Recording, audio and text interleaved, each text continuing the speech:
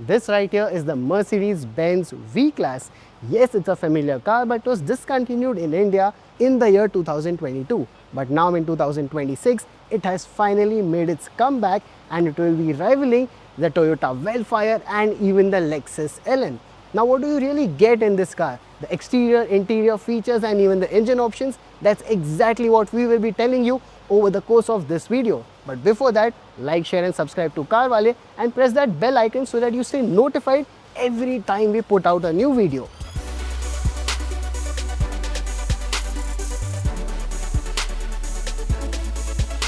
Now talking about the outside, not much has changed in the V-Class over the years and you still get the same silhouette MPV van-like look with the new V-Class. Now the exterior highlights are quite plenty. First one is this grille that gets star pattern all over, and an additional element here is the illuminated outline for the entire grille.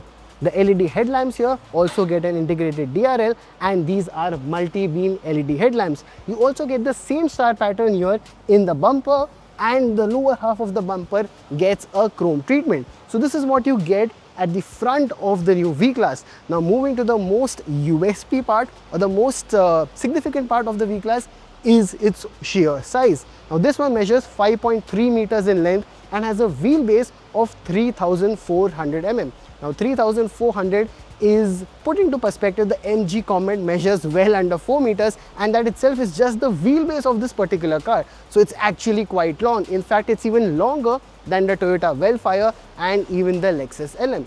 Now one fancy thing here is that you get a standard powered opening rear doors.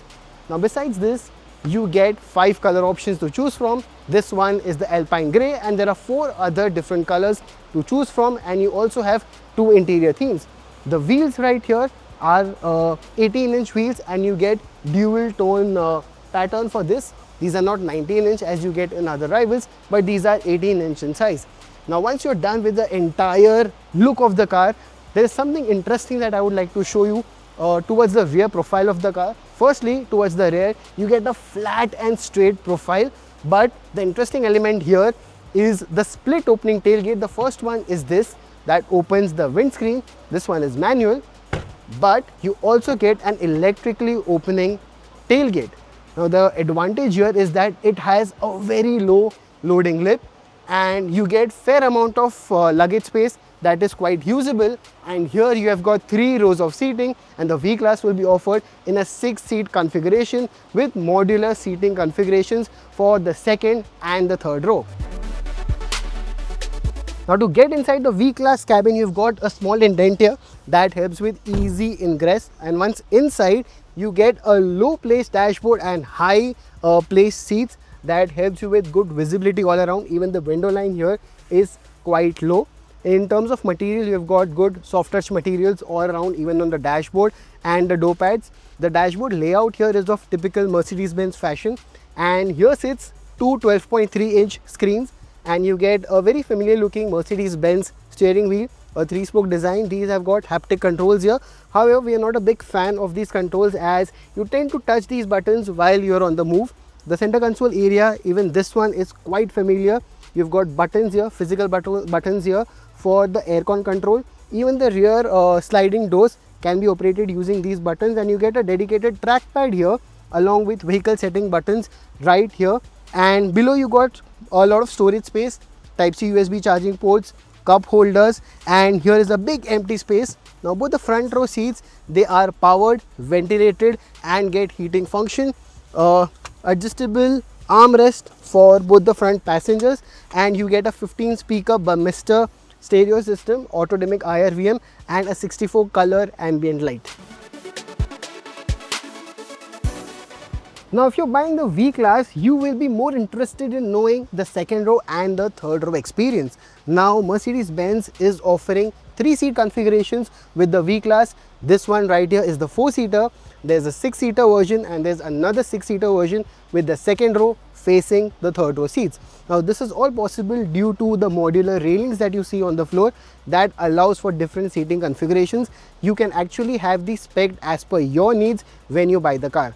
Now in terms of features, you get good lounge seats, you get ventilation function for the second row and the third row, Type-C USB charging ports for all the passengers, wireless charging pad, and you can also open the rear doors with a button and also a manual function here. You also get rear sun blinds for the second row, even for the third row. AC vents, this is a 3-zone climate control system, 2-zone for the front row and a dedicated third zone for both the second row seats. Some handy features here are cup holders that you can see for both the front passengers, speakers here.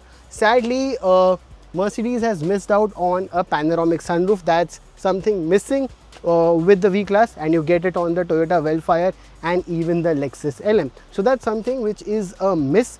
Apart from that, you get loads of space. That 3400 mm of wheelbase is really seen here. It's the biggest in the segment, and you can make use of it in this really modular cabin.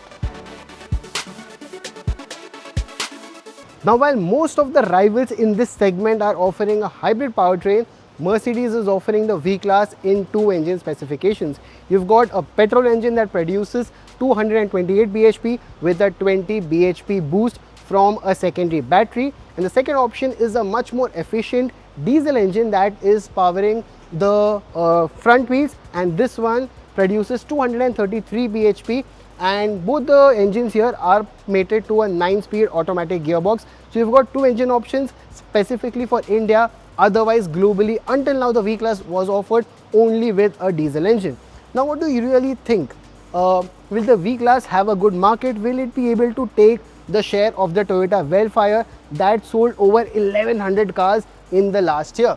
There's also the Kia Carnival and also the MG M9. These are placed much lower down the price bracket, under 1 crore rupees, but they also offer a very good package with loads of features, loads of space and good looks. Now, do you think that the V-Class will work in the luxury MPV space? Let us know your thoughts below.